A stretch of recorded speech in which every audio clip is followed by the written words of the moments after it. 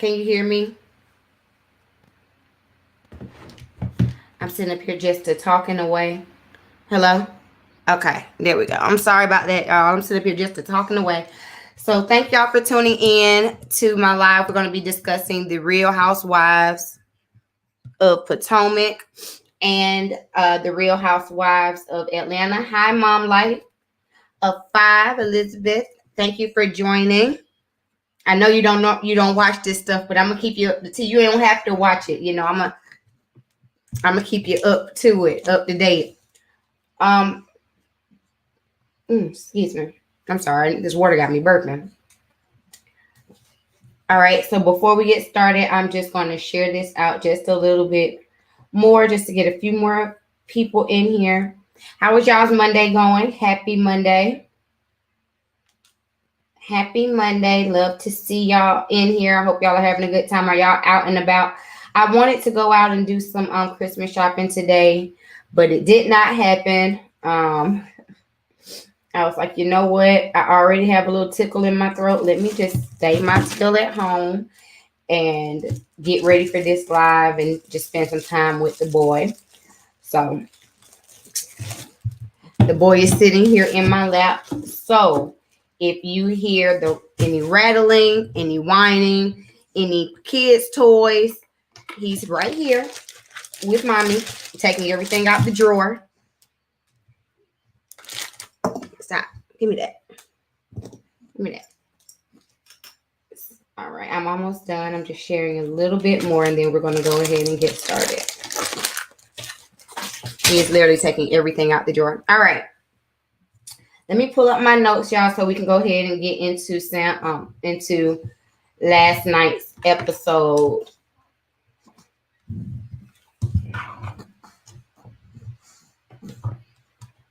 All right. So you gonna get down or you gonna stay up here? What are you gonna do? What are you gonna do? We just got up from a nap, you guys. You gonna say hey, Cairo? Say hey. Say hey. Okay. He's like, I don't want to be seen. All right, go ahead, go play. I brought all of your toys in here. Here's your cup. All right, let me sit on back and let's get started, y'all.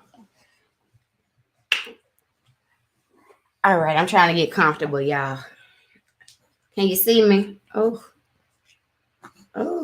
why is my camera doing that? Come on, get it together.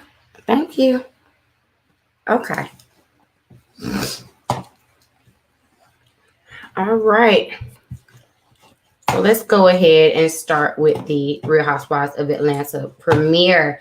I don't know about y'all, but I was definitely excited to see Atlanta come back. I don't know if this season is going to be giving us what we really want from Atlanta.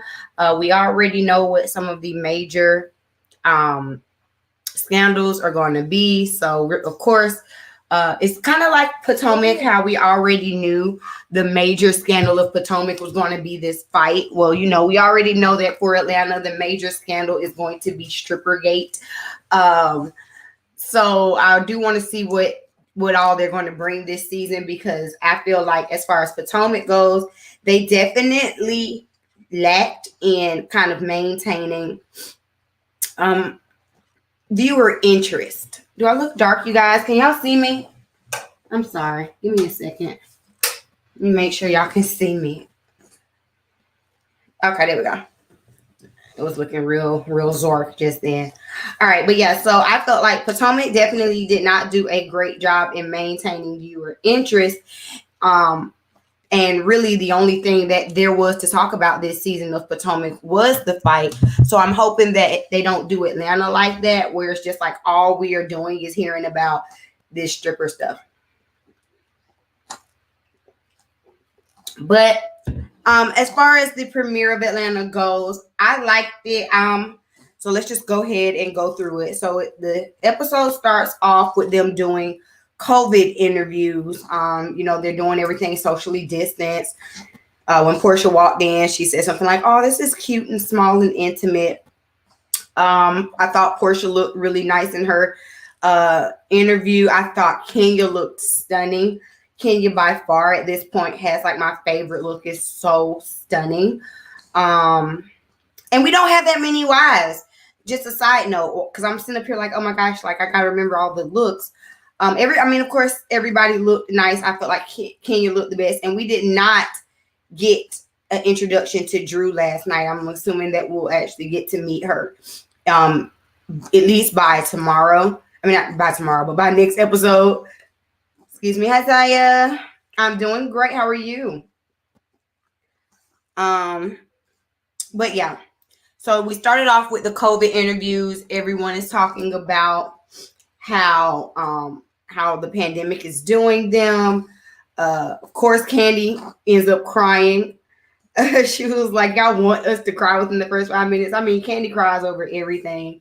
So did we not expect to see some tears from Candy? Thank you so much. Let me see. Yeah, so and like I said, Portia looked beautiful. I loved this little high ponytail bang situation that she had going on. And while everyone was talking about, how COVID has affected them, and this was said at different points in the episode, but a lot of the women talked about how being in the house has caused them to gain a little weight. Cynthia said that she gained 20 pounds, and Kenya said that she had gained 30 pounds. And when you I've always thought Kenya was a very, very beautiful woman. I always have thought that back in the 90s, but for sure you can see that weight on her, and she's just looking tired and worn down this season, or so far this season. And I don't think it's just because of COVID. I definitely do think it has a lot to do with Mark and her relationship with him, but we'll get into that a little bit later. Let me not jump ahead. So the first little scene we get is Candy and Cynthia meeting up at Lake Bailey. They are doing a little picnic in the driveway, and Cynthia cannot keep her boobs in her shirt, honey. We are coining her Titty Scent for the rest of the season. Titty Scent was out here showing all her goodies, and I was like, OMG. Candy was like, can you please put your girls up? I mean, they're pretty, but can you put them up? I thought that was really funny. They're trying to be safe and socially distanced, and then Marlo comes, and Marlo has to be the utmost. She got her face shield, she got her thermometer, she got her measuring tape. She's like, this isn't 6 feet. What's your temperature? What are we doing? Just doing the most. But you know what? I actually enjoy seeing Marlo. I was hoping this would have been the season that she would have gotten a peach. I guess not. But anyway, yeah. So they're all sitting there talking. Cynthia tells us that, for the first 4 months, her and Mike were quarantined out in California, and it really tested their relationship. However, now they are back at Lake Bailey together. She's super happy about it. And they were each talking about Kenya. And Candy and Cynthia are just basically saying that they can't really get in touch with Kenya. They can't seem to, get her on the phone or get her on FaceTime. So they decide, all right, well, let's try to FaceTime her now. And if you ask me, Kenya answered the FaceTime, but when she saw that it was like not just Cynthia, that it was like filming, she rushed off the phone, because she's talking about how the internet was messed up, but we can hear you. So I'm just saying, I don't think the internet was that messed up. I think Kenya knows that if she stays on the phone too long with her friends, that they'll be able to call out the foolishness that's going on between her and Mark, and she doesn't want that. So she's trying to kind of distance herself from the group as best as she can to kind of just protect, to kind of continue to put on a brave face. That's my opinion. But anyway, then we see Kenya heading to the lawyer. And I have this titled Kenya the Communicator, because I found at one point while she was basically explaining to her lawyer about what's going on with her and Mark and the breakdown in her relationship, Kenya says, well, I just don't understand what his issue is because I'm not used to this. I'm a great communicator. And the Shady Bravo editors go, and you know that they are going to pull every clip that they can find of Kenya being a donkey, acting a donkey. Yes, Kenya the communicator. Sure. Really?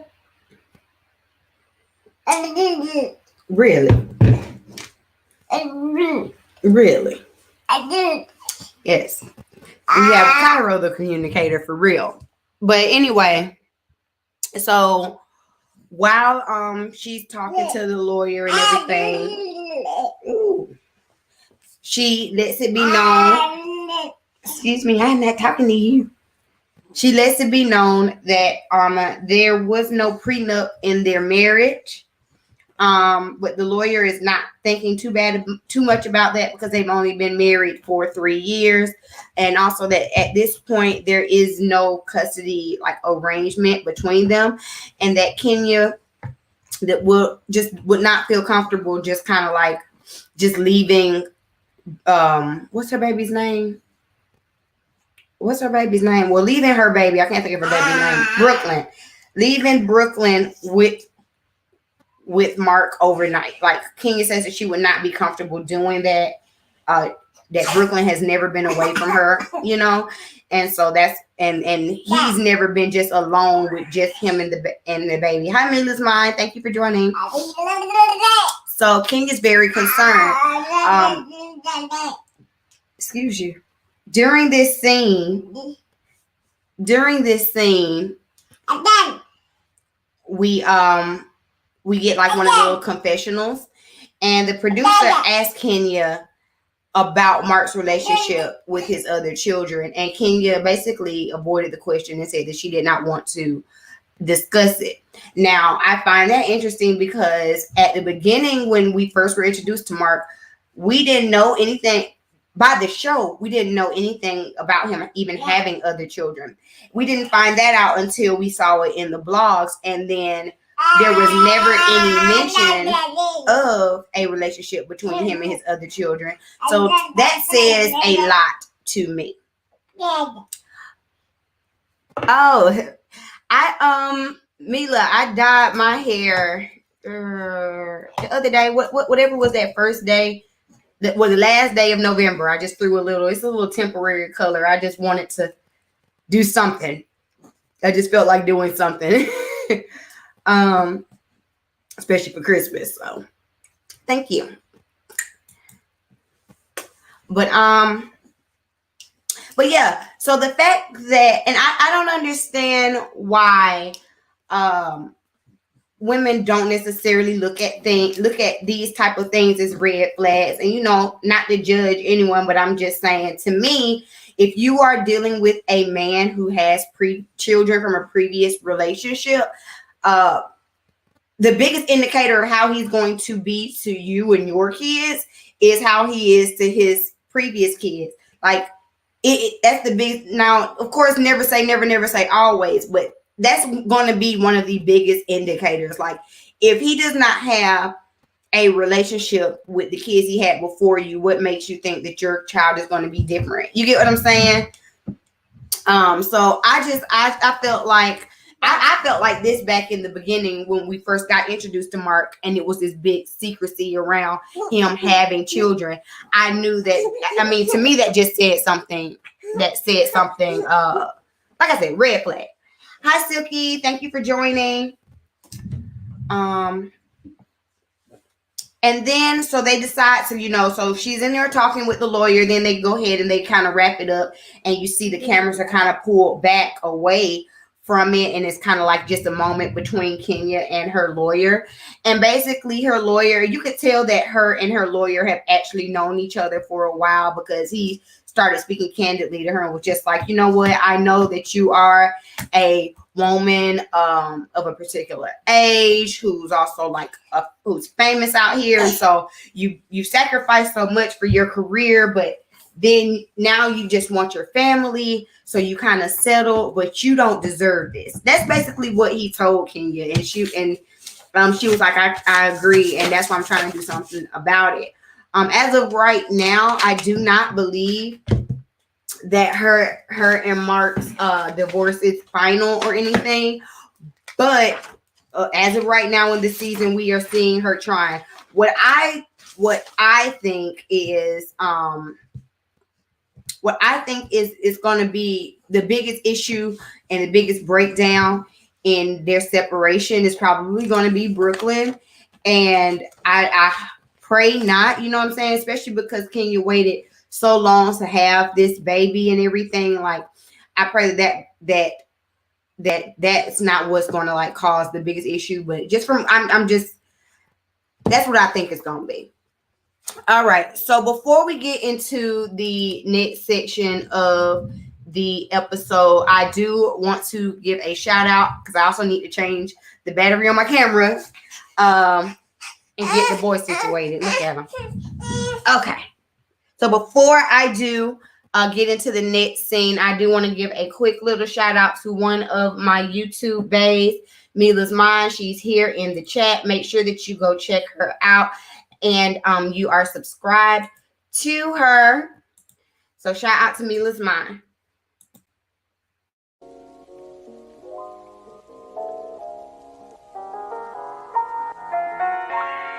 Bruh.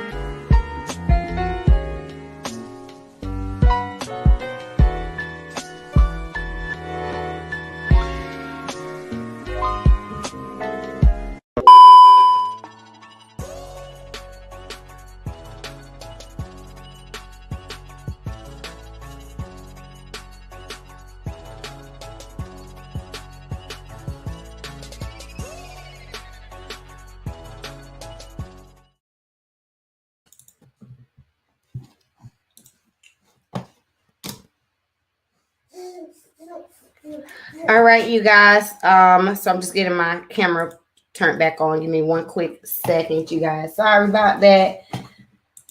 I need to get one of those little plugs so I ain't got to run off of battery power, honey, because that just be doing the most. All right, we're back. Okay, so oh wait, this isn't my screen. Let me get the right screen. I'm sorry, y'all. Let me see what y'all are saying. So again, shout out to Mila's Mind. Make sure that you go check her out. Let her know B sent you down in the comment section. She does lifestyle and beauty content. She just did a recipe for some Haitian chicken that looked like freaking delicious. I was like, girl, let me get a plate. Okay. So the next thing we had was Portia Luther King. And so Portia let us know that the majority of, that the majority of this scene was shot on her iPhone, actually. Like, Bravo was not there. That she was on Watch What Happens Live, and she let us know that she was actually the one who shot these scenes in Atlanta. And I remember when she was out there marching, I remember like watching her Instagram story, seeing those videos, seeing her marching. Portia's definitely been very much so active and vocal and on the front lines of the Black Lives Matter movement, justice for Breonna Taylor and George Floyd. So I'm happy to see that from her. And y'all let me know if y'all notice the difference in Portia when she's speaking specifically about these type of issues. Like, normally Portia is very light, fun, bubbly. And I mean, you know, that's something that we like about her, borderline ditzy. But when she starts speaking specifically about what's happening in her activism and things like that, the entire tone of her voice changes. And you can tell that she's really taking this seriously. And I'm loving to see it. I think that it's gonna suck that even though in like the majority of Portia this season is going to be about her activism, they found some kind of shady way to throw in that, to kind of diminish it. You get what I'm saying? Like this whole Strippergate thing is going to kind of diminish all of this great and positive work that she's doing. But we'll see. We'll see what happens. Okay. So then we have Cynthia and Mike together around the house.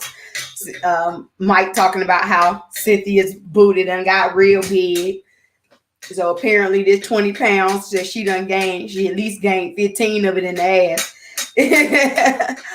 And they went on to kind of flirt and talk. And I just find it interesting. Just a side note, y'all tell me. But if you watch as much as the reality as I do, and be in the forums and all that stuff like I am, you see that people like shame Karen from the Real Housewives of Potomac. They kind of age shame her for still wanting to be sexual with her husband. I know her husband's older, but still. And then they try to say, talk about how old Karen is. Karen is 57. 50 Cent over here is 54. But her and Mike can be, be very sexual and no one says anything. I just find that very interesting because 50 Cent is 53 and Karen's 57. Like it's not that big of an age gap, but for some reason, Karen and Ray are always age shamed for still being sexual, a sexual couple. I just found that interesting while I was sitting there watching it last night. I was like, oh, y'all being real adults. Y'all are being real adult. But no one says anything about Cynthia. But anyway, so they're sitting there and they're talking about the wedding. We already know that 10-10-20 was supposed to be their perfect wedding date. And Cynthia is talking about how she deserves this wedding, and how it's just been a provision over in Atlanta that they can't have a gathering of more than 50 people, and that's just not going to do because there's 250 people on the guest list. And Mike is just like, well, even if we can't get married with the big ceremony on that day, we can get married and then, have the ceremony at a later time. And Cynthia's just not going for it. Cynthia basically says that she feels like she deserves to have this big wedding and that her last wedding was not the best. And so she's kind of trying to compensate for it this way. And so we're, we get little flashbacks of how, her mom and her sister weren't here for it, how they couldn't afford to go on a honeymoon, how she was having to pay for the majority of the wedding out her pocket, how they didn't have any budget for it. And so when she started kind of recounting all of that, because I do know on this channel, I've said before that I felt like Cynthia was doing the most with this big wedding. It's not like it's her first marriage. Why are we doing all of this?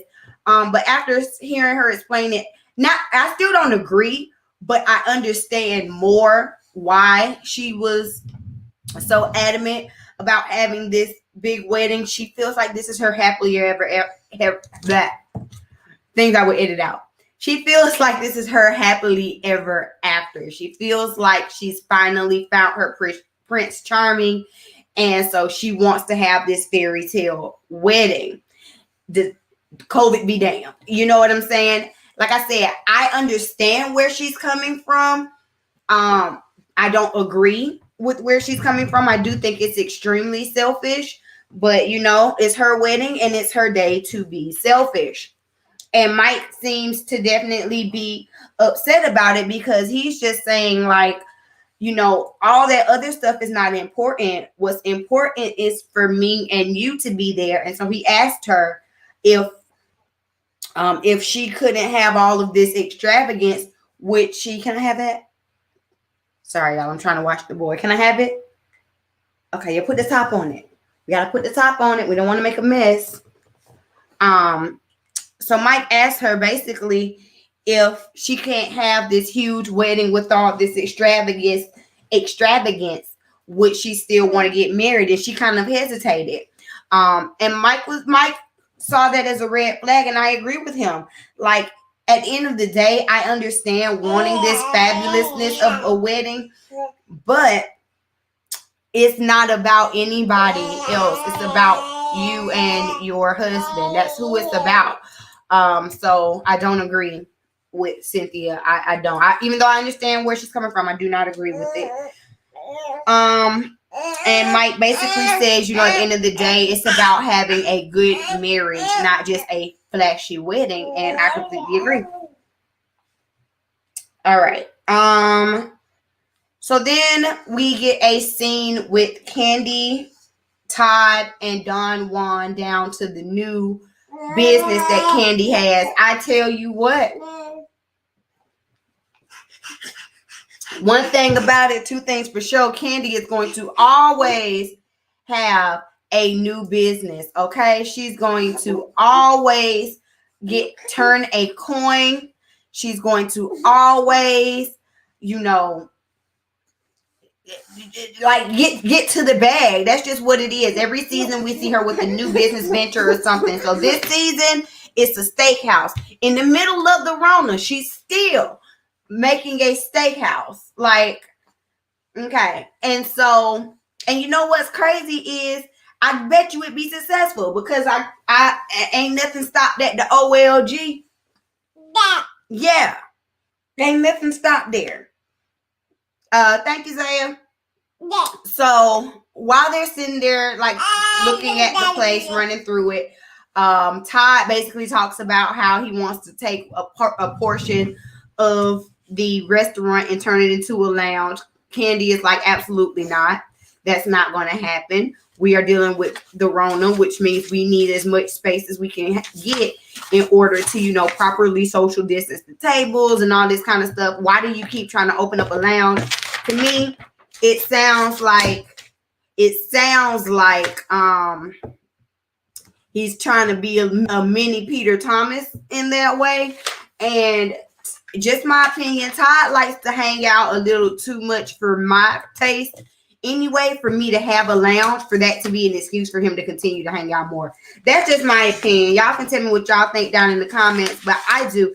I think that Todd hangs out too much. Like, for me, like, as much as Todd goes to the bar and stuff like that, that would not be okay for me in my marriage because I'm a homebody, and so if I'm home, I want you home, and I feel like Candy kind of senses that too, and so she ain't trying to have him out here at no bars. I don't, and or lounge or whatever you want to say it, and you could already tell when Candy said no, that's not happening.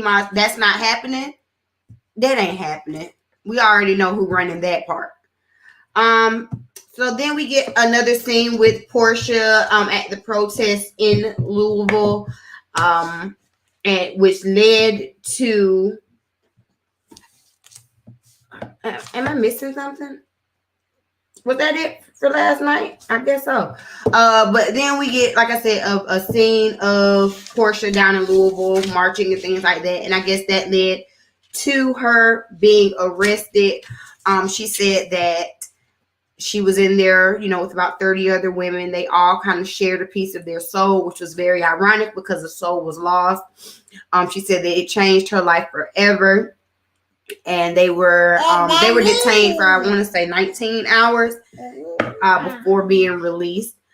I really did like that. Again, bringing another side to Bravo, something different besides our mandatory drama, kind of being a little bit more socially aware. I liked how they were using Portia's footage. Also, again, Portia just the glow up is so real on Portia. Here. There you go.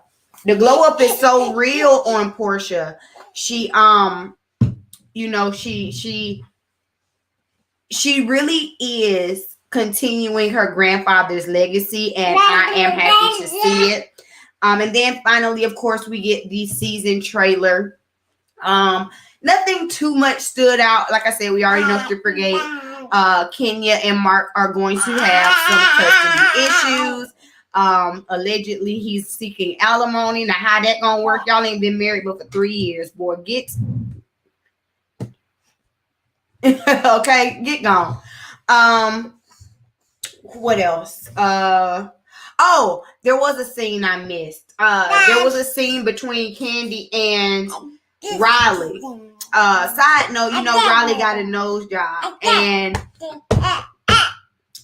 I don't know if it was the nose job or if it was the makeup, because her highlight was off too in this little car wash scene, and Riley just looked real little Kimish to me. I ain't trying to be funny, but Riley just looked real little Kimish to me in this scene for some reason. I don't know if it's the nose job or if it was the makeup or if it was a combination of the two. I'm really not trying to be mean. I just want her to get some different makeup. I think she's a beautiful young lady, like, because she's grown now. And they're sitting up here talking about how her biological father, owes over $100,000 in child support. And I'm gonna speak on that really quick, and then we'll move on. I see a lot of people online sitting up here talking about, well, Candy is a millionaire. Why is she going after? It's not about that. Candy did not make Riley by herself. She did not lay down and have Riley by herself. He is also an adult parent, and he has also made millions. So there should not be an issue for him to provide for his child. And I don't care if Riley is 17, 18, 19, or 20. He's still old for his child. Candy is still paying expenses for Riley. Like, Riley is at NYU, but she has an apartment in Manhattan. Which Candy is paying for. She has to get groceries. She has to get books. She has to get tuition, which Candy is paying for. And I don't think that is right for her to have to pay for it by herself. So I don't care if Riley was 35.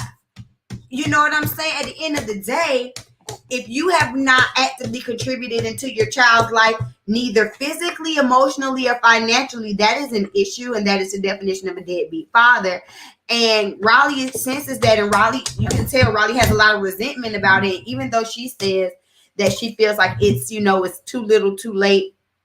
And at this point, she doesn't even want a relationship with him. That will forever leave some type of void in her, because at the end of the day, children need both of their parents. That's why you can't have one by yourself. That's why you need two people. You know what I'm saying? So I guess we're going to see that. I know a lot of people don't necessarily like that storyline when Candy talks about it, but at the end of the day, I want her to take them all the way to court. I want to see the paperwork be filed. I'm sorry, because that's just out of pocket. Hi, Paulindo. Right. The baby's laughing at you, Paulindo. All right, you guys. So thank you for running me, Silky. All right, you guys. So before we get into the finale of The Real Housewives of Potomac, I need to change this little stinky man's diaper. So I'm going to give y'all a quick little video. This is one of my favorite videos. It's my Too Faced Valentine's Day makeup video. I'm going to let that play for a second. And when I get back, we will be finishing up talking about The Real Housewives of Potomac. Be right back. Ooh.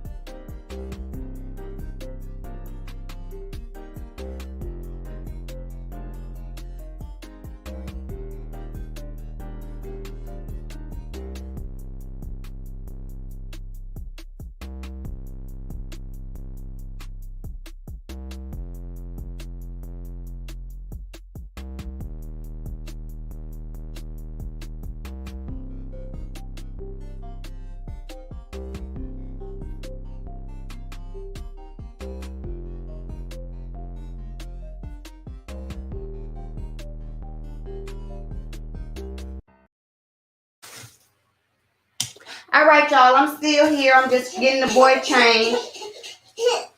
Y'all hear what I'm dealing with.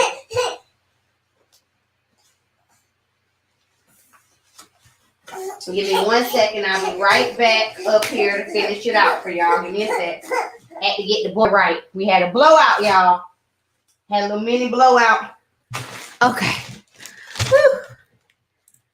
Okay, I'm back, y'all. Mommy duties never end, okay? Okay. Hey, Brittany. It's good. Thank you, Paulino. Good to see you. Thank you for joining. All right.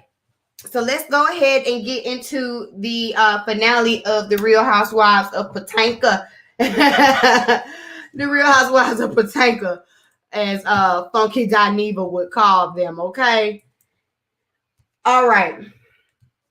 So, first of all, I am glad that this season is over with. I think it went on for, this was episode 19. I think it went on for maybe about 4 episodes too much. We could have definitely condensed this because 4 of those episodes were real fillery and weren't giving us nothing. I'm so glad that we are done. I'm glad that I don't have to hear about this stupid fight anymore. I'm glad that the freaking case has been thrown out, all of that. Let's go ahead and get into it.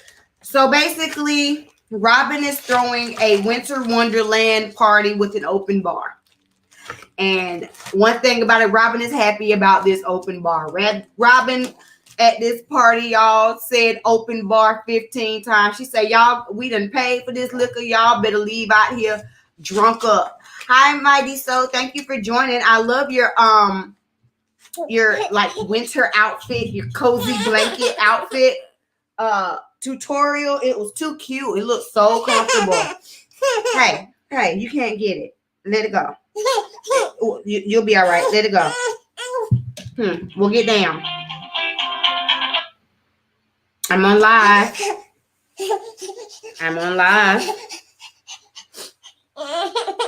Oh, I didn't hear anybody. Okay, well, let me go down there and open the door. All right. Hold on, y'all. I got someone coming we got a little issue in the bathroom, so we have a contractor here. Let me give a shout out to my beauties. We have one of my beauties, Miss Brittany Robinson, in the room. I'll be right back.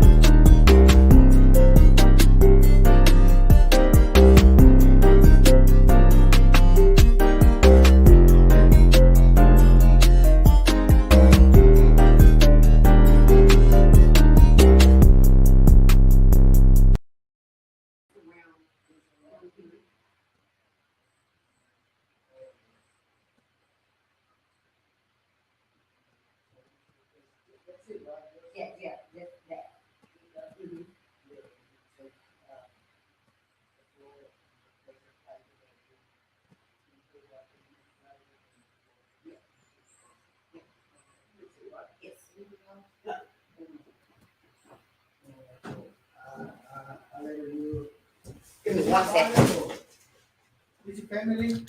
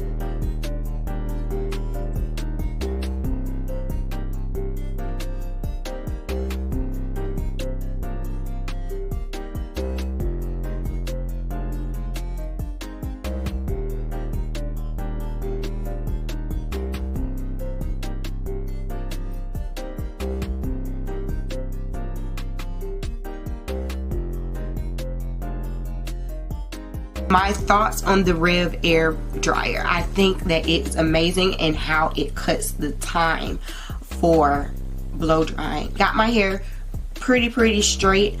It could always be straighter if I did use my blow dryer and a Denman brush. It definitely got my hair to about a 7 or 8.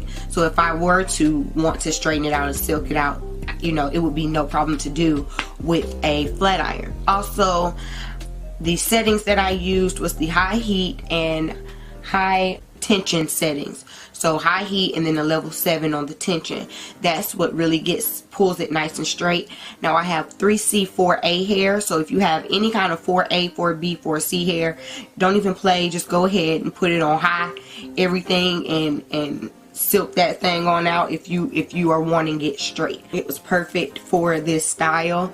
I still have body, I still have movement, and literally I did my whole head in like maybe 10 minutes, 15 tops, and I don't even think it took that long. If it took that long, it was because it was my first time and I just had to kind of get like adjusted. One negative thing is just the size of the blow dryer. Now it is a pretty bulky blow dryer in comparison to like my in salon blow dryers. However, it does come with the stand and it does have a very long cord, so if you want to like set the base on the bottom of maybe your station and then just set the stand on the top of your station and use it like that, you're able to do so. So I think that's nice. That's just the one kind of con about the whole thing. It's just how bulky the unit itself is. But other than that, I have no negatives about the Rev Air. I'm very satisfied with it. I'll probably be blow drying my hair a bit more than I normally do, just because now it's a lot easier. It's way easier than using a comb attachment and 100 times easier than using a Denman brush, which is what I would normally do to blow dry my hair, which is why I don't blow dry my hair. But if you have used the Rev Air, if you would like to try the Rev Air, make sure you head over to their website. Thank y'all for tuning in. All right, so that thank y'all for being patient with me.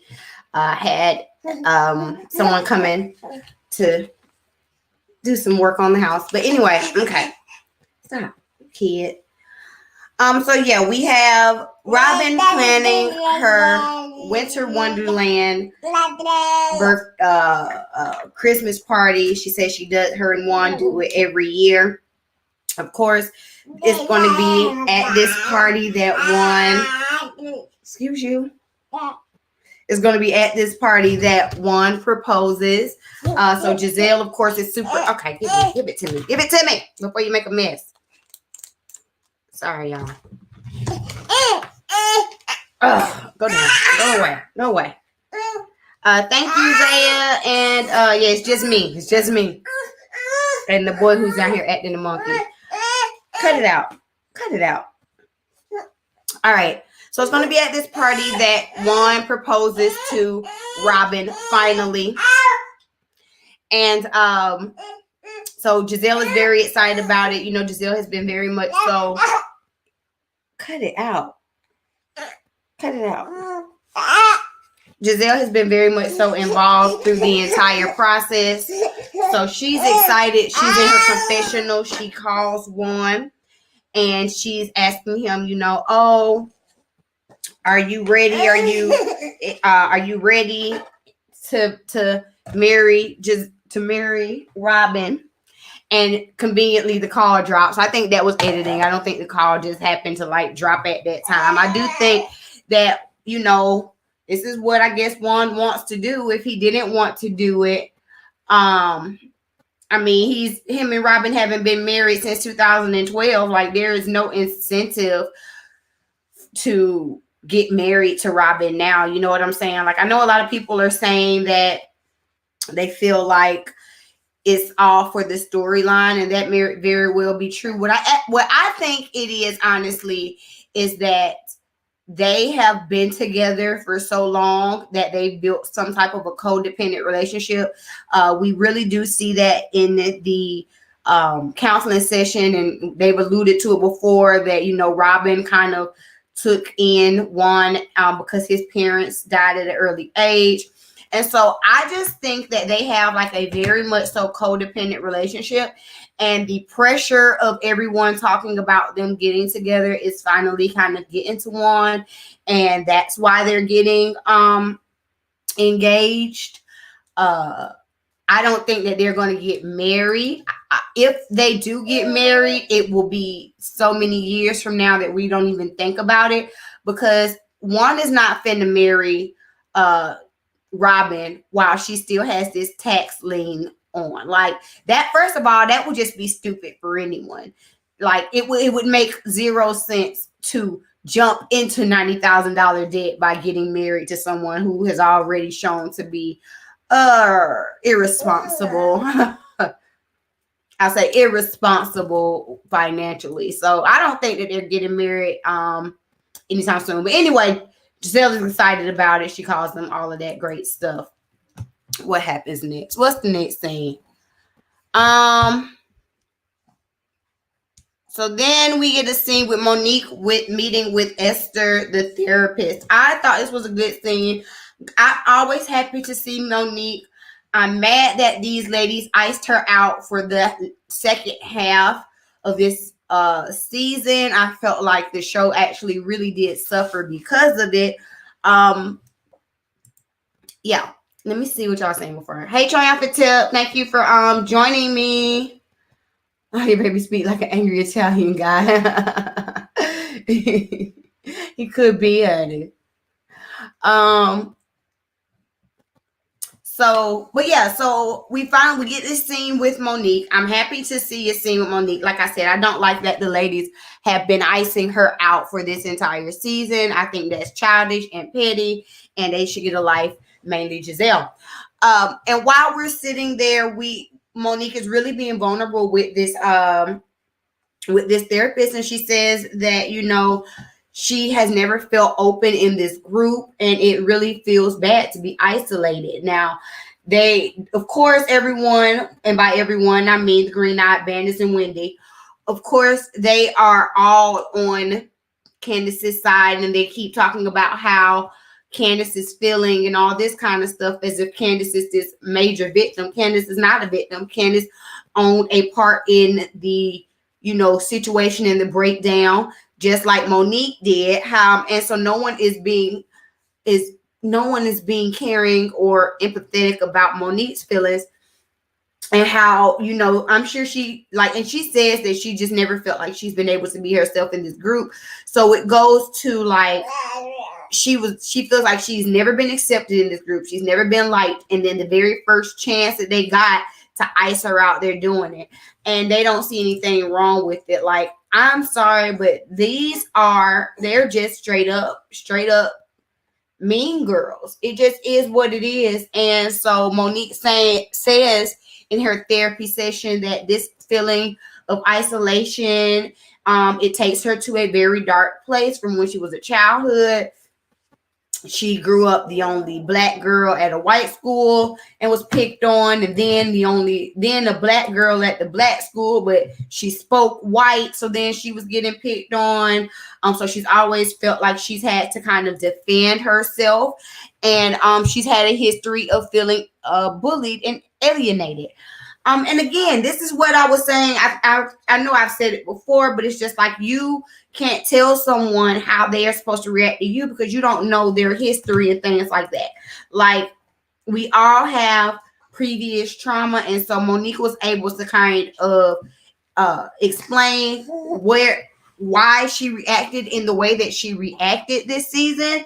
And I feel like it was unfair that the ladies didn't get to see this side of her, even hear her out in that way, as if they are so holier than thou and never wrong. And if they would have just actually gotten to speak with her and talk with her, then they could have possibly been a little bit empathetic, and all of this could have actually been resolved, I think, without going to the courts. But it is what it is.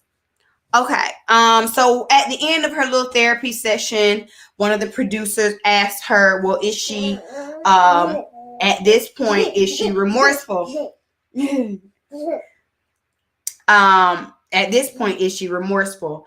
And Monique says, I am remorseful for my actions, but I'm not sorry for defending myself. Now, I know that statement might have made a lot of people mad, but I appreciate it because, see, let me tell you something. You don't apologize for something that you aren't sorry for. Like, it just, like, it's pointless to do. Don't apologize for something that you're not sorry for. So I completely understand her saying that she's remorseful for putting her hands on her, for it getting to that point. However, she does feel justified in defending herself. And I don't think there's anything wrong with that. I think, you know what I'm saying? Candace needs to be put in her place from time to time. Like, she does the most and she gets away with it. And Monique just wasn't here for it. So it is what it is. People be mad. I don't care. Still feel how I feel.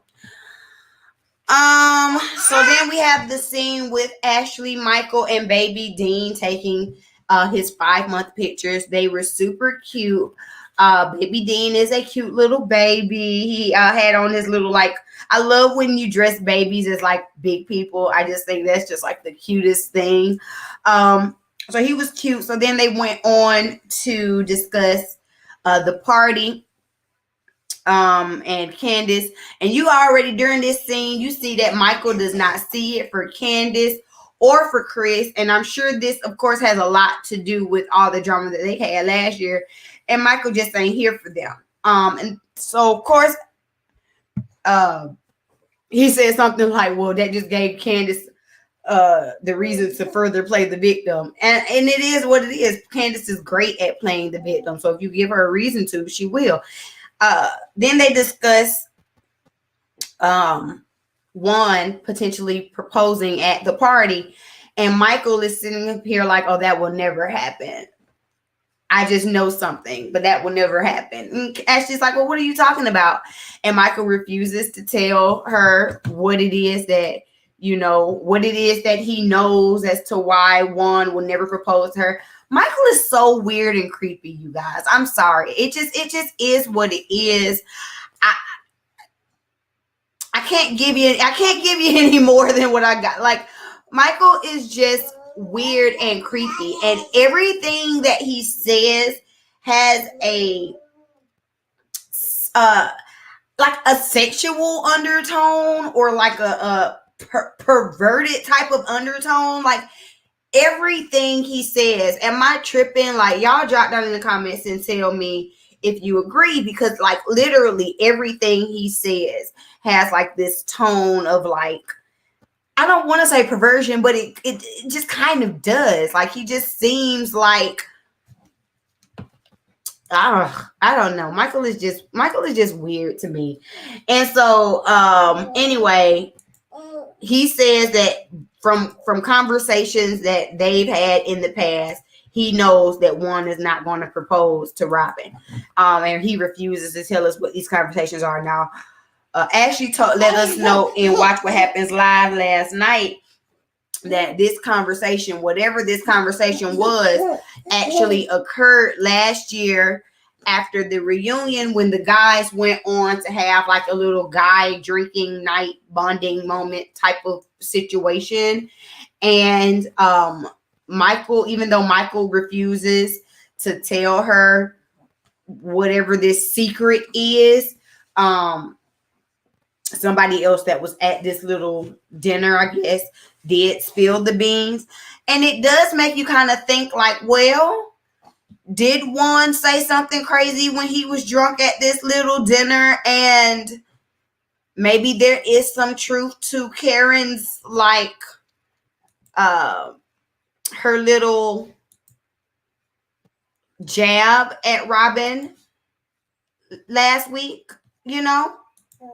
I don't know. Y'all tell me what you think. But it did kind of make me be like, well, wait a minute now, Michael. What is it that what Juan said? Why are you this sure? Why do you feel this bold and blatant to sit up here and say like you just know that you know what is and isn't going to happen between a whole nother couple in their relationship? It's weird. Michael is weird. Okay. Then we have Candace and Dorothy getting fill-ins. Speaking of fill-ins, I do have a Vlogmas video of me doing a fill-in on my nails. You can check that out over here on my channel if you like those type of videos. Just speaking of fill-ins. But anyway, so we get a scene with Candace and Dorothy getting fill-ins, and Candace basically says that during this whole fight debacle, Dorothy has been there for her. She's been a great mom. She's been super supportive. She couldn't have gotten through without her. And all of this, all of the way that Dorothy has been treating her is making her want to become a mother herself, basically. And she's starting to get to the point of wanting that. For that, I'm happy for Candace if that's what she wants, is a person who waited a few years before having a child. I think it's important to know that especially, but Candace at this point is 33 years old. So like, I'm sure like she's getting a lot of pressure, be it from her mom, be it from her family, be it from friends, about like going ahead and getting the bun in the oven. So,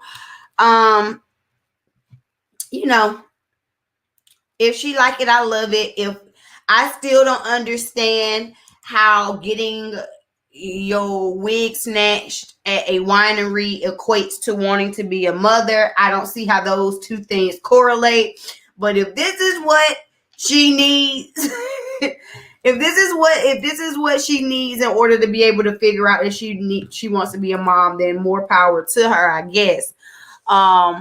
Dorothy also basically, again, continues with the pressure of saying that, she wants a grandbaby. And, well, when you have the baby, I can just move in. That's what, people are doing all the time. People moving in with their adult children. Can we not? And Candace is like, you got 2 other kids. Move in with them. Like, no. That ain't a thing. That ain't a thing. Okay?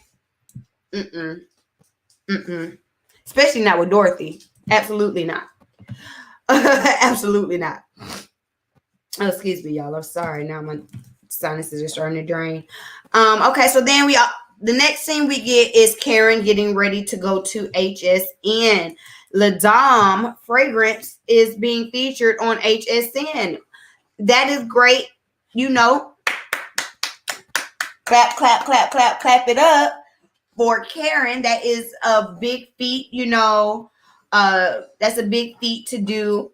I don't see every hue on HSN. I don't see embezzled hats on HSN. I don't see Candace's wig line on HSN. So this is a big deal. You already know that the green-eyed bandits are going to try to diminish it. They're going to try to belittle it. Things that we already know are going to happen. But I'm glad. I'm happy for Karen. I think that's really good. Ray seems to be supportive about it. She goes, looks like she does good, honey. She say, put a little dab of it behind your knee, honey. I've been married for 23 years. I'm trying to teach you something. I say, okay, Karen, you better drop gems. I'll let y'all know how to behind the knee trick, how it works on my next date night. Okay, I might need to do a little date night vlog to see if that's about something. Okay. I'm just saying. I thought that was cute.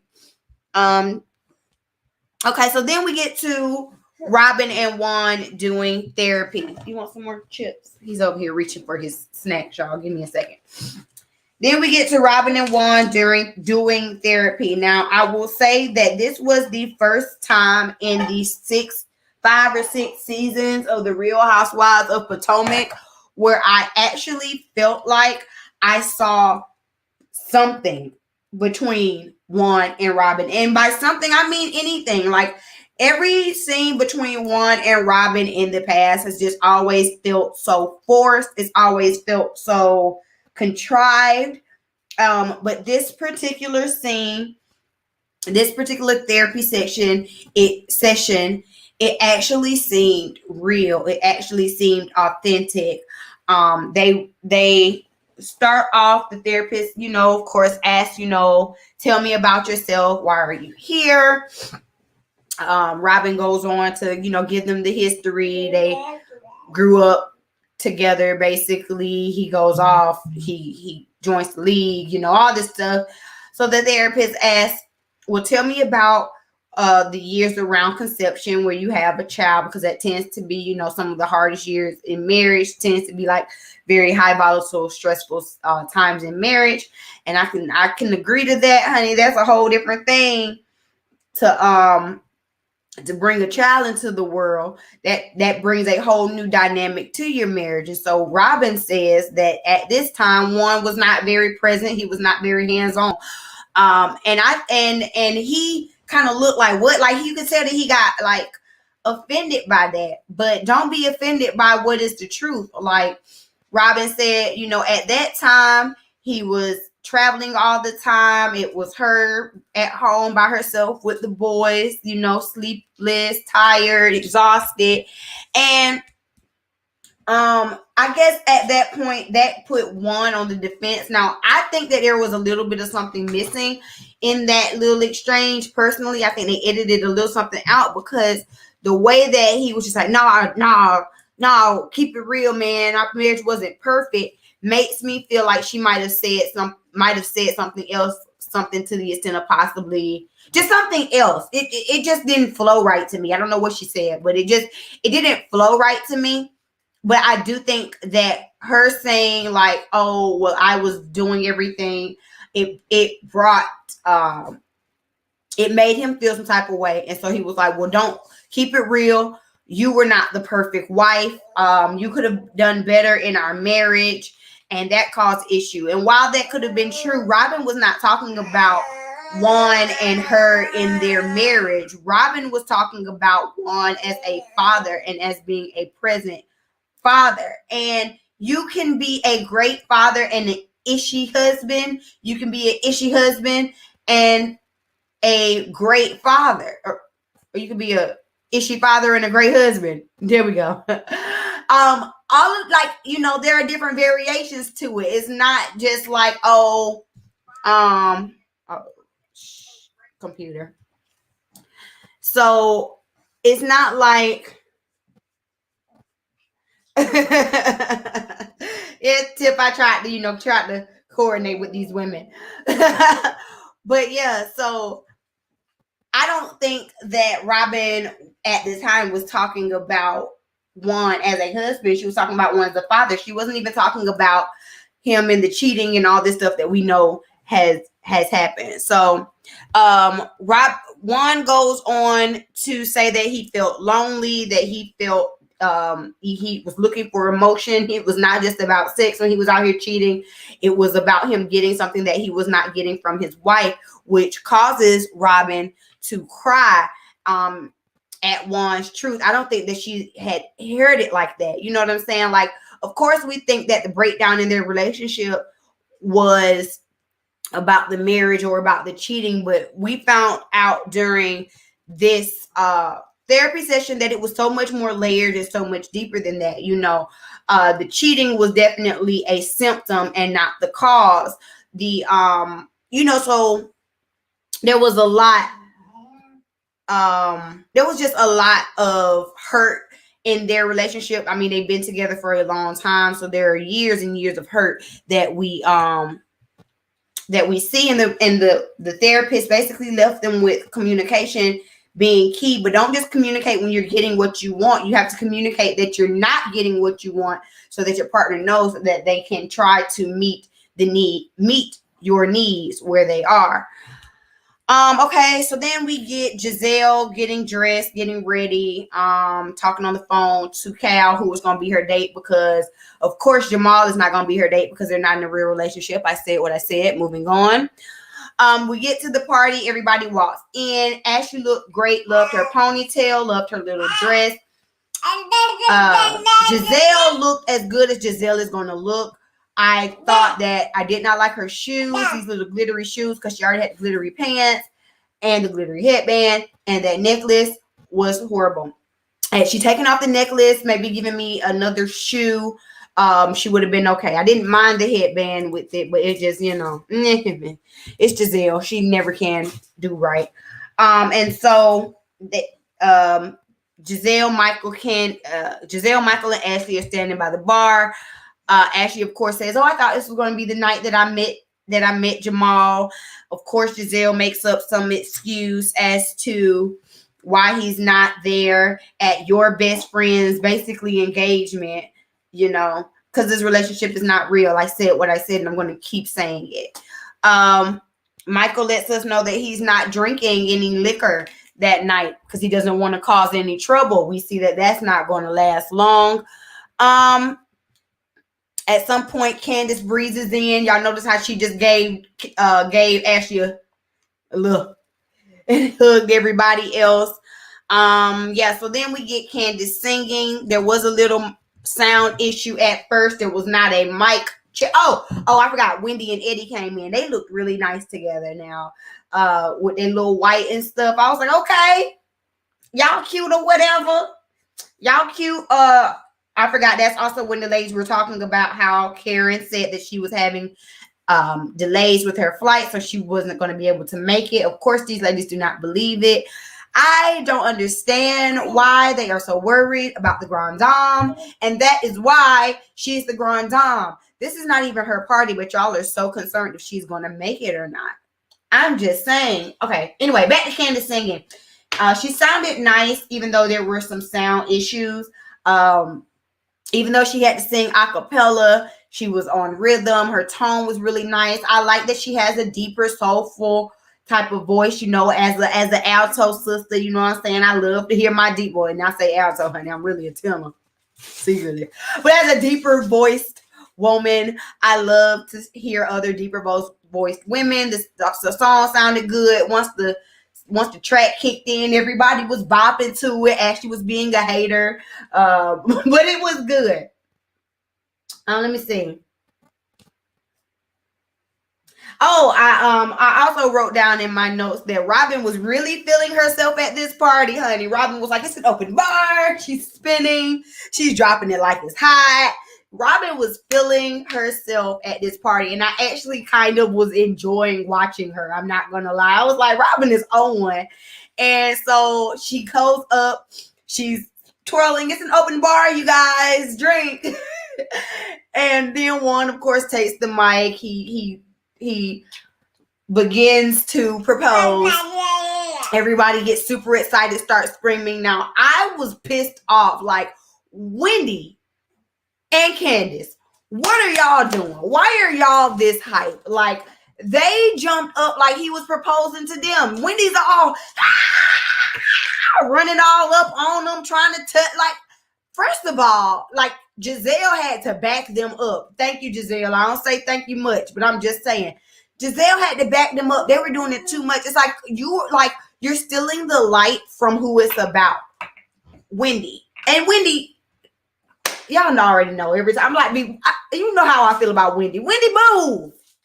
Just move. Hush. Sit back. She do too much. She just do too much. Okay? She do too much. Anyway, so of course he proposes. It was beautiful. The ring was really, really pretty. I was on somebody's live, and they were saying, some people in the chat were saying that the ring looked cheap. Those are clearly people who do not actually go ring shopping because that ring did not look cheap. It was a really big morganite that looked like, 3-4 carat worth of morganite or something. You know what I'm saying? It was a really big morganite. Then there was also diamonds like around the morganite. So it was a nice ring. I think somebody, I don't remember how much I heard it was. I'm not gonna lie, because I don't remember how much I heard it was. That's irrelevant. I think it was a beautiful ring. Robin was really, really surprised that he got the ring right, because she said that she had never even spoken to him about what she wanted. So Giselle, of course, was like, well, me and Juan worked very closely. And I just thought that was a cute moment. It's really sweet when your family and friends are involved in the planning for your proposal. So that was cute. Let's see. What else? So after the proposal, I forgot that at some point during the night, Michael, Ashley, and Giselle had been sitting before the proposal. Michael, Ashley, and Giselle had been sitting around, and Michael basically was saying that it wasn't going to happen. And Giselle was like, well, wait, I'm going to go check.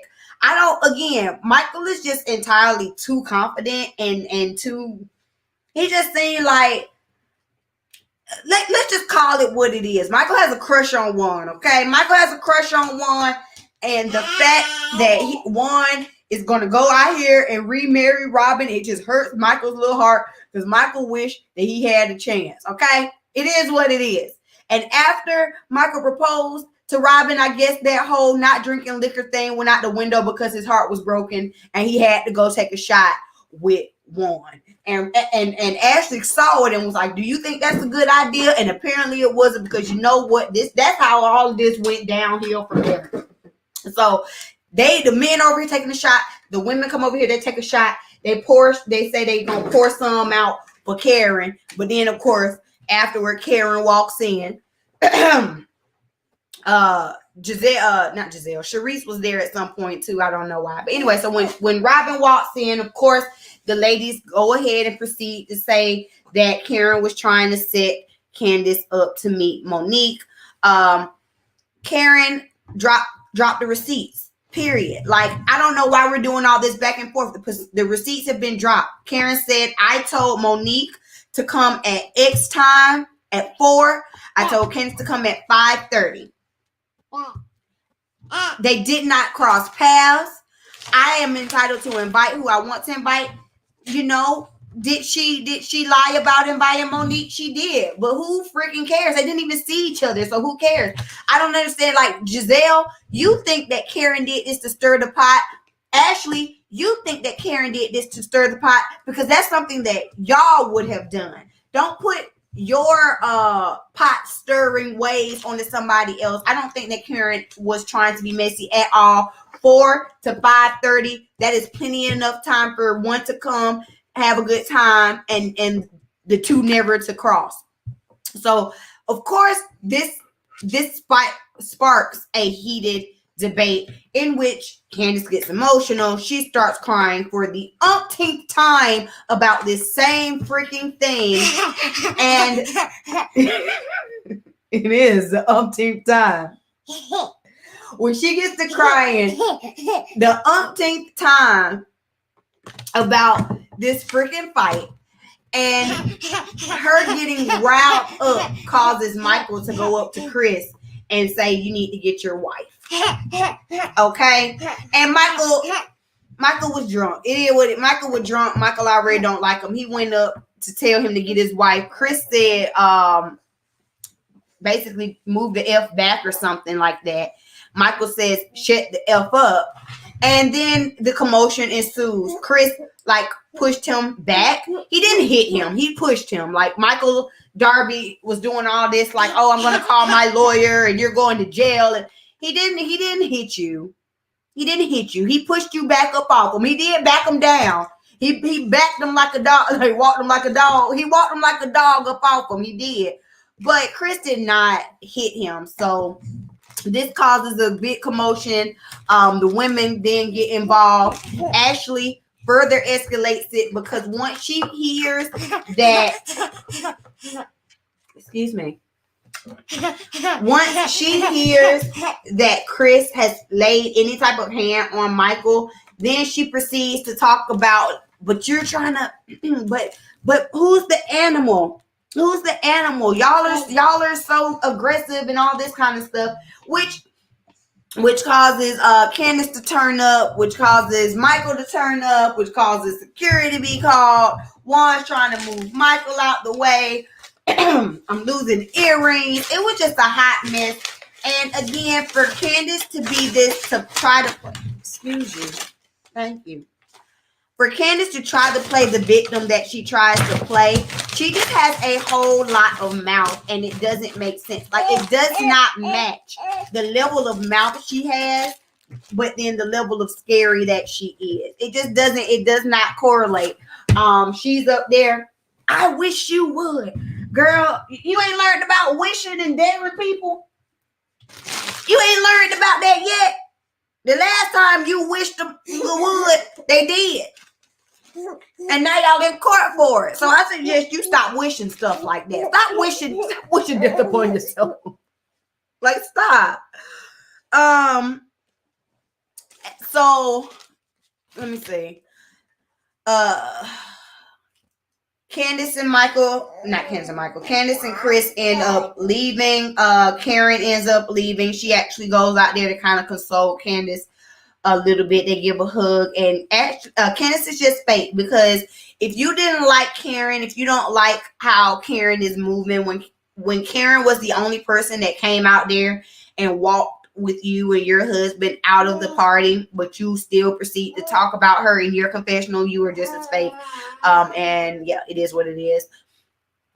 Ashley and Michael are having a full-on breakdown. Michael is drunk. It is what, I don't know how many beers he had, and then you know what? It's liquor before beer. You're in the clear. Beer before liquor, never sicker. And he was doing beer before liquor, and that's why he got turned up like that.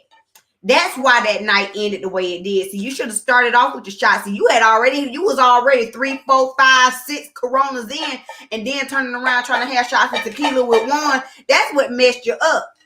And you're old, so you know your kidneys ain't doing what they used to do, and all this alcohol on you. That's what it was. I'm convinced at this point, because Michael lost his doggone mind. Michael's all back there with production, all back there with security. Ashley's all upset, talking about how embarrassed she is. It was a hot mess. A hot ass mess. And then the next day they go to the Bahamas. I'm so sick of them. But anyway, it ends like that, you guys. Everybody else continued to have a good time, have a good party. Robin was dropping it like it was hot, picking up like it was lukewarm. She was just having a good time. That was the end of it. We got the final wrap up. They're planning a wedding. Let's see. Wendy is doing her correspondence. Candace just bought a house. Jamal still lives in Giselle's phone. Ashley and Michael are expecting baby number 2, even though clearly there's something wrong with their relationship. Karen and Ray are still together, working it out. And finally, Monique and Candace's lawsuit got dropped because the judge is like, this is frivolous, this is stupid. Y'all got into an attack. Y'all got into a mutual fight. It was not an attack. So that's the end of Real Housewives of Potomac. Like I said, I'm glad that it's over. I was sick of talking about this fight. Y'all tell me what y'all think down in the comments below. Comment below and tell me y'all's thoughts on the Real Housewives of Atlanta and the Real Housewives of Potomac. I say Potomac because of fucking Dineva. I hope y'all enjoyed this live stream. Please, if you did enjoy this live stream, please share it. Excuse me. Please share it, because sharing is caring. We are growing. Make sure that you come back each and every day of December, because I'm doing Vlogmas and I'm trying to drop either a live or a short video every single day. So far, so good. Day 7. So far, so good. Yeah. Let me see. Make sure I'm not forgetting anything.